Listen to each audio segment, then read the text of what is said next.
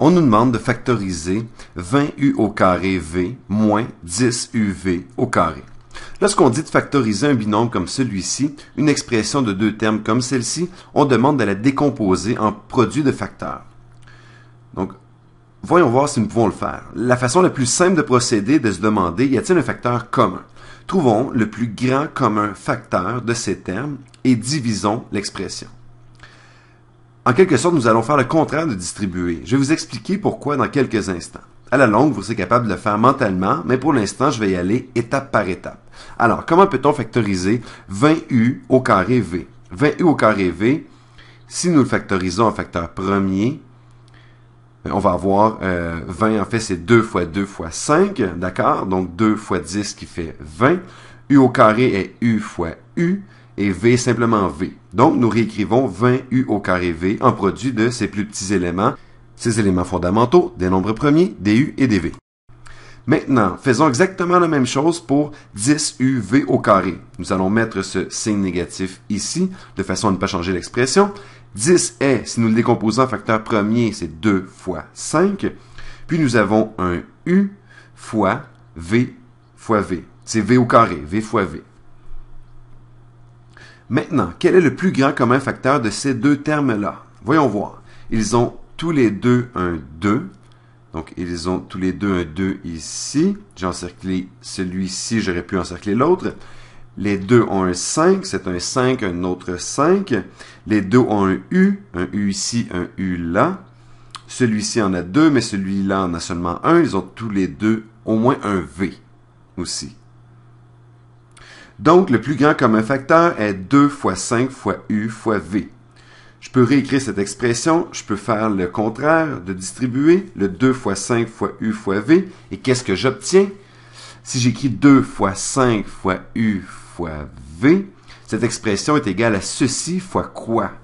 Bien, si nous factorisons 2 fois 5 fois U fois V, tout ce qui nous restera pour ce premier terme est 2 fois U, donc 2U ici. Et dans le deuxième terme, il nous restera seulement un V. D'accord? Tout le reste est mis en évidence. Tout ce qu'il nous reste est un V. Heureusement, vous voyez, si je multiplie 2 fois 5 fois U fois V fois 2U, j'obtiens alors le premier terme ici.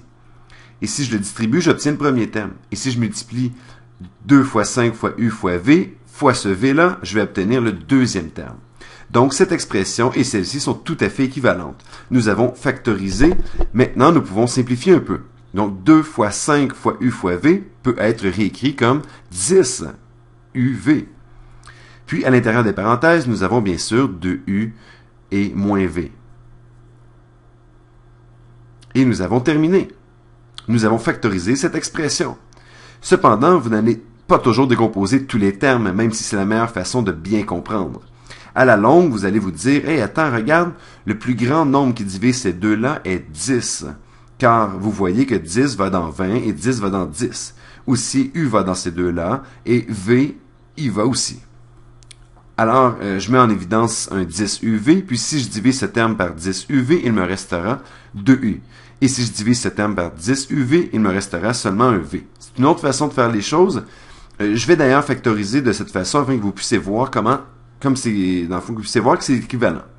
L'autre approche est, vous auriez pu dire que c'est équivalent à bien, la plus grande expression qui divise ces deux termes est 10UV, et nous avons 20U au carré V sur 10UV moins ceci, 10UV au carré sur 10UV. Cette expression et celle-ci sont manifestement équivalentes, et si je distribue le 10UV, il va se simplifier avec chacun de ceux qui se trouvent au dénominateur.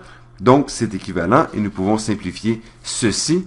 Nous pouvons dire que 20 divisé par 10 est 2, U au carré divisé par U fait U, V divisé par V fait 1, 10 divisé par 10 fait 1, U divisé par U fait 1, V au carré divisé par V est V à la 1. Il nous reste donc 10UV fois 2U moins V. Des deux façons, nous obtenons la même réponse.